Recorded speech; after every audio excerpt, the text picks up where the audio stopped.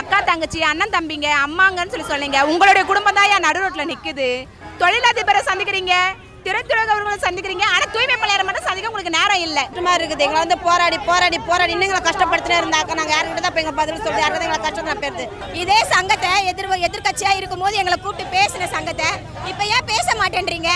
MLA உதவியாளருக்கு மாசம் 25,000 ரூபாய் தேவைன்னு சொல்லக்கூடிய முதல்வர் அவர்களுக்கு ஏன் தூய்மை பணியாளருக்கு சம்பளம் 25,000 குறைந்தபட்ச இருப்பணியா தோண மாட்டேங்குது?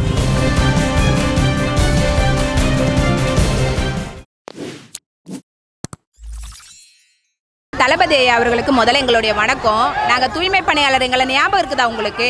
முதல்ல ஆட்சிக்கு வர்றதுக்கு முன்னாடி முதல் ஆதரவு கொடுத்தது நீங்கள் தான் ஐயா. இப்போ ஆட்சிக்கு வந்ததுக்கப்புறம் எங்களை பார்க்க கூட உங்களுக்கு டைம் இல்லையா? எங்களோட குடும்பத்தில் ஒருத்தருன்னு சொல்லி சொன்னீங்க, அக்கா தங்கச்சி அண்ணன் தம்பிங்க அம்மாங்கன்னு சொல்லி சொன்னீங்க. உங்களுடைய குடும்பம் தான் நடு ரோட்டில் நிற்குது. உங்களுக்கு அது தெரியலையாயா? உங்களை நம்பி தானங்க நாங்கள் ஓட்டு போட்டோம். தூய்மை பணியாளர் எல்லாருமே ஓட்டு போட்டோமுங்க உங்களை நம்பி. அந்த ஆட்சியும் பண்ணல, இந்த ஆட்சியும் பண்ணல, நீங்களாவது பண்ணுவீங்க தானங்க பொண்ணோம். ஏன் எங்களுக்கு அந்த இது பண்ண மாட்டீங்க? எங்களுக்கு நிரந்தர பணின்றது அப்புறம், முதல்ல ஏன் எங்களை சந்திக்க மாட்டீங்க? நீங்கள் எங்களுக்கு சந்திக்க ஒரு டைம் ஏன் கொடுக்க மாட்டீங்க? ஏன் எங்களை பார்த்தா மனசெல்லாம் தெரியலையா? ஏன் நாங்கள் குப்பை வர்றோன்றதா? ஐயா முதல் ஆதரவு 100 பேர் அரெஸ்ட் ஆனீங்க. தாவை கலந்து 100 பேர் அரெஸ்ட் ஆனீங்க தூய்மை பணியாளருக்காக. ஞாபகம் இருக்குதா உங்களுக்கு?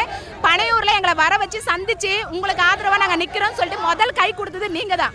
ஆனால் இப்போ என்ன பண்ணுறீங்க? எங்களை பார்க்கறதுக்கு உங்களுக்கு நேரம் இல்லை. தொழிலதிபரை சந்திக்கிறீங்க, திரைத்துறைகளை சந்திக்கிறீங்க, ஆனால் தூய்மை பணியாளர் மட்டும் சந்திக்க உங்களுக்கு நேரம் இல்லை. முதல்ல எங்களை சந்திங்க, எங்களை கூப்பிட்டு நேரடியாக பேசுங்க. உங்களுக்கு டைம் நாங்கள் தரோம். ஏன் எங்களை பார்த்து சந்திக்க மாட்டேங்க ஐயா? அங்கங்க நாங்கள் ரோடா வந்து இப்படியே எங்கள் அடையாளத்துக்காக ரோட நாங்கள் போராடுறதுல இருக்கணுமா? சொல்லுங்க ஐயா. உங்கள் மேலே எங்களுக்கு ரொம்ப மரியாதை இருக்குது ஐயா. நீங்கள் கண்டிப்பாக பண்ணுவீங்கன்ற நம்பிக்கை இருக்குது. முதல்ல எங்களை கூப்பிட்டு பேசினாதானே தெரியும். ஏன் எங்கள் உழைப்பர் உரிமை இயக்க போதில் கூப்பிட்டு எங்கள் பாரதி ஐயா வச்சு கூப்பிட்டு பேசுங்க முதல்ல. இப்போது நாங்கள் கஷ்டப்பட்டுனே தான் இருக்கிறோம். அந்த ஆட்சி இருக்கும்போது போராட்டமாக இருக்குது, இன்னொரு ஆட்சி இருக்கும்போது போராட்டமாக இருக்குது, இப்போவும் போராட்டமாக தான் இருக்கிறோம். நாங்கள் வந்து குப்பை வரவங்க குப்பை வேலை செய்யறோம்னா நாங்கள் வந்து ஒன்றும் கம்பெனியில் வேலை செஞ்சு ஆஃபீஸில் வேலை செஞ்சாலும் இல்லை கிடையாது. நாங்கள் வேலை செஞ்சு எங்களுக்கு கூலி இல்லைன்னா கிடையாது. நாங்கள் வந்து வாடகை வீட்டில் இருக்கோம், யாரும் சொந்த வீட்டில் கிடையாது. எல்லாமே வாடகை வீட்டில் தான் இருக்கிறோம். நாங்கள் 6 மாதமாக வந்து போராட்டம் பண்ணி அதுக்கே நாங்கள் கொஞ்சம் கடன்காரங்க ஆகிட்டோம். இப்போதுக்கு நல்லா முடியல, அந்த கடமை இன்னும் தீரல எங்களுக்கு. நீங்கள் வந்து எங்களுக்கு என்ன சொன்ன 5 வருஷம் சேர்ந்து வந்து பர்மிட் பண்ணுறான்னு சொல்லியிருந்துருங்க, நிரந்தரமான வேலை தரேன்னு சொல்லியிருக்கீங்க. அதை எங்களை பண்ணி விட்டுட்டீங்கன்னா நாங்கள் வந்து கடன்காரம் இல்லாமல் எங்கள் வாழ்க்கை நாங்கள் பார்த்துப்போம். இப்போ வந்து எங்களுக்கு வந்து ரொம்ப கஷ்டமாக இருக்குது. எங்களை வந்து போராடி போராடி போராடி இன்னும் எங்களை கஷ்டப்படுத்தினே இருந்தாக்க நாங்கள் யாருக்கிட்ட தான் இப்போ எங்கள் பதில் சொல்லி யாருக்கிட்ட எங்களை கஷ்டம் பேருது ஏற்றுனா 832 வருஷமும் ஏற்றுனாங்க சொன்னாங்க. அது கூட எங்களுக்கு வந்தது கிடையாது. இப்போ கூட நாங்கள் வந்து கஷ்டப்பட்டு தான் வேலை செய்யணும் கிடக்குறோம். இப்போது கூட சரி, அன்றைக்கி அந்த ஆட்சியில் இருக்கும்போது வேலை வந்து தூக்கிட்டாங்க, திரும்ப வேலை இது கொடுத்தாங்க. ஆனால் அது கூட எங்களுக்கு வந்து இதுவாக இருக்குதுண்ணா. தயவு பண்ணி வந்து எங்களை கஷ்டப்படுத்தாதுங்க. ஒரு அண்ணனாக இருந்து ஒரு சகோதரியாக வந்து எங்கள் குடும்பத்துக்கு வந்து நீங்கள் ஒரு நல்லதை பண்ணி நம்புகிறோண்ணா. நாங்கள் தயவு பண்ணி வந்து எங்களுக்கு வந்து நிரந்தரமான வேலை கொடுத்துருங்கண்ணா. எங்கள் வாழ்க்கை நாங்கள் பார்த்துக்குறோண்ணா. ஒரு நன்றியாக இருக்கணும். ஏன்னா இந்த போராட்டம் வந்து கழிக்காத முன்னாடி எங்களை வந்து கூப்பிட்டு வச்ச விஜய் பேசினார். இப்போ நான் அவங்க கேட்ஸ் வந்த பிறகு சட்டசபை நடக்கும்போது எங்களை சந்திக்கங்கன்னா சந்திக்க மாட்டேன்றாங்க. அதனால தான் நாங்கள் வந்து இப்போ அவரை சந்திக்கணுன்ட்டு போராட்டம் நடத்துகிறோம் சார். 17 வருஷமாக போராட்டம் நாங்கள் நடத்தின்னு இருந்தோமா. தெரிஞ்சுருந்தா எங்களுக்கு எப்படியே நிரந்தரம் பண்ணி நாங்கள் இவ்வளோ நாளாக நாங்கள் கஷ்டப்பட்டுன்னு இருக்கிறோம். காற்றுல மழையில் கொரோனாலலாம் கஷ்டப்பட்டு இருக்கிறோம்.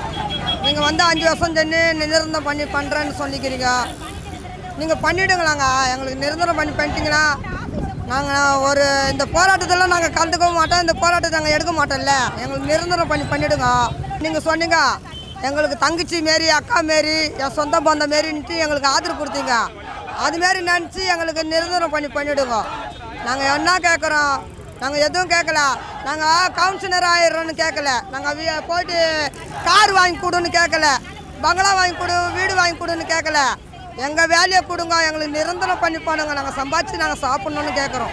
6 மாத காலமாக போராட்டத்தில் இருக்கும் போது இதே முதல்வர் எங்களை பனையூரில் கூப்பிட்டு சந்திச்சு எங்கள் குறைகள் எல்லாம் கேட்டார், எங்களுக்கு ஆதரவு கொடுத்தாரு.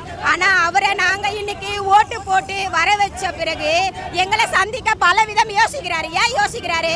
எங்களை கண்டா என்ன இருக்கு? அப்போ கூப்பிட்டு எங்களுக்கு ஆதரவு கொடுத்தீங்களே, இப்போ நீங்கள் ஆட்சியில் இருக்கீங்க, உங்களால் எல்லாமே எங்களுக்கு செய்ய முடியும். அப்படி இருக்கிற பட்சத்தில் எங்களை கூப்பிட்டு பேசுங்க. எங்களை கூப்பிட்டு பேசினா இந்த பிரச்சனை பிரச்சனை முடிஞ்சிடும். எங்க சங்கத்தை கூப்பிட்டு பேசுங்க. இதே சங்கத்தை எதிர்க்கட்சியா இருக்கும்போது எங்களை கூப்பிட்டு பேசின சங்கத்தை இப்ப ஏன் பேச மாட்டேன்றீங்க? நாங்க என்ன கேட்கிறோம்? பணி நிரந்தரம் நீங்க 5 வருஷம் S3 வாக்குறுதிப்படி எங்களை பணி நிரந்தரம் படுத்துங்கன்னு தான் கேட்கிறோம். நாங்க வந்து 5 வருஷம் இப்ப வேலை செய்யல, 10, 15, 20 வருஷமா வேலை செய்யறோம். ஒரு கை கிளவுஸ் கிடையாது, ஒரு மாஸ்க் கிடையாது, எதுவுமே கிடையாது. அப்படி இருக்கிற பட்சத்துல நாங்க இன்ன வரைக்கும் பட்ஜெட்ல எங்களுக்கு எதுவுமே அறிவிக்கல. கண்டிப்பா எங்களுக்கு எதனா அறிவிக்கணும். முதல்ல எங்க சங்கத்தை கூப்பிட்டு பேசுங்க. பேசுற வரைக்கும் இந்த போராட்டம் தொடரும் சார். ஊராட்சியில் தூய்மை பணியாளர் சம்பளம் 6000 ரூபாய். கவர்மெண்ட் ஸ்கூலில் ஊராட்சியில் கிராமப்புறங்களில் போனால் 1000 3000 ரூபாய் சம்பளம் பெருக்கிறவங்க. யாருக்கு இப்போ எம்எல்ஏக்கு உதவியாளர் வேணும்னு யார் இப்போ நிர்ணயம் பண்ணி யார் கேட்குறது? உங்கள் கட்சிக்காரங்க நீங்கள் கொடுக்கணும்னா கட்சியிலேருந்து கொடுத்துட்டு போங்க. மக்கள் வரி பணத்துலேருந்து எதுக்கு? சரி, அவங்களுக்கு கொடுக்குறீங்கன்னு வச்சுக்கலாம், கொடுங்க. தூய்மை பணியாளர் எந்த விதத்தை குறைஞ்சிட்டாங்க? எம்எல்ஏ உதவியாளருக்கு மாதம் 25000 ரூபாய் தேவைன்னு சொல்லக்கூடிய முதல்வர் அவர்களுக்கு ஏன் தூய்மை பணியாளருக்கு சம்பளம் 25000 குறைந்தபட்ச இருப்பணியாக தோண மாட்டேங்குது? இந்த தூய்மை பணியாளருக்கு இங்கே சென்னை மாநகராட்சியுடைய ஆட்சியர் அவர்கள் 832 ரூபா ஸ்வீப்பருக்குன்னு இப்போ நிறைவு பண்ணியிருக்காரு சம்பளத்தை. ஒரு நாளைக்கு 832 ரூபா சம்பளம். ஆனால் சென்னை மாநகராட்சி 761 ரூபா தான் கொடுக்குது. அப்போது எளிய மக்கள்னால் உங்களுக்கு வந்து சாதி ரீதியாக ஒடுக்கப்பட்ட மக்கள் கீழே இருக்காங்கன்னா நீங்கள் என்ன மாதிரி நினப்புலையும் வேணா பண்ணலான்ற மாதிரி இருக்கா? சட்டமன்ற வெற்றி மன்றமாக போயிட்டு இருக்கு, புகழாரமும் மற்றதும் போயிட்டு இருக்கு. தொழிலாளர் பிரச்சனையை பற்றி யார் பேசுவா? தூய்மை பணியாளர் பிரச்சனை பற்றி யார் பேசுவா? அதுக்கு பதில் சொல்லணுன்றது எங்களோட கோரிக்கை. எங்கள் வந்து முதலமைச்சர் சந்திக்கணும்னு நான் கேட்குறோம். எங்கள் சங்கத்தை பார்க்கணும்னு கேட்குறோம். நீங்கள் பார்க்கலாம், தடைக்கு போராட்டம் நடக்கும். இந்த சென்னை மாநகராட்சியில் நாங்கள் நீங்கள் சட்டமன்றத்தை கூட்டிகிட்டே இருங்க. எங்கள் ஆட்கள், எங்கள் சென்னை மாநகராட்சி தொழிலாளர்கள், தூய்மை பணியாளர், உழைப்போர் மிக தடைக்கு போராடிட்டே இருக்கோம். 5 பேர் 10 பேர் வச்சு கூட சங்கம் இருக்குது. இன்றைக்கி ஆரம்பித்த தாவேக்கா தொழிற்சங்கத்து சங்கம் இருக்குது. நாங்கள் 6 வருஷமாக போராடி சம்பளம் பல்வேறு போராட்டம் நடத்திட்டு இருக்கோம். எங்கள் சங்கத்துக்கு உள்ள அறை கிடையாது, சங்க அளவு கிடையாது, வெளியே வைக்கிறாங்க. எங்கள் உழைப்போர் மிக 3000க்கு மேற்பட்ட உறுப்பினர் வச்சுருக்கோம். எங்களுக்கு கொடுக்க மாட்டேன். இது என்ன நவீன தீண்டாம? எங்கள் சங்கம் மேலே புதுசாக ஆரம்பித்த உறுப்பினரே இல்லைனாலும் தாவேக்கா தொழிற்சங்கத்துக்கு உள்ள சங்கம் இருக்குது. எங்களுக்கு சங்க எங்களை அளவில் கொடுக்க மாட்டேன்னு கமிஷனர் உட்காந்து சொல்லிட்டு இருக்காரு. இப்போ நீங்கள் பெண்களுக்கு கழிப்பறை இல்லைங்க. முதல்ல பெண்களை பற்றி பேசுகிறார் முதல்வர். அம்மா, தங்கச்சி, மற்றவங்களாம் மரியாதை இருக்கணும். அவங்க முதல்ல கழிப்பறை இருக்கணும். சென்னை மாநகராட்சி பெண் தூய்மை பணியாளருக்கு கழிப்பறை இருக்கணும். அந்த முதல்ல மரியாதை கொடுங்க. அந்த மரியாதை ஃபஸ்ட்டு என்னன்னு பாருங்கள். மற்றதெல்லாம் பொதுவாக பேசுகிற டயலாக்ஸ் தான், சினிமா டாக்ஸ் தான் அவங்க பக்கம் இருக்கட்டும். இங்கே நாங்கள் நேரடியாக குற்றம் சாட்டுறோம். சென்னை மாநகராட்சி பெண் தூய்மை பணியாளருக்கு கழிப்பறை இல்லை, ஓய்வறை இல்லை. இதை விட வெட்கக்கேடு இந்த அரசு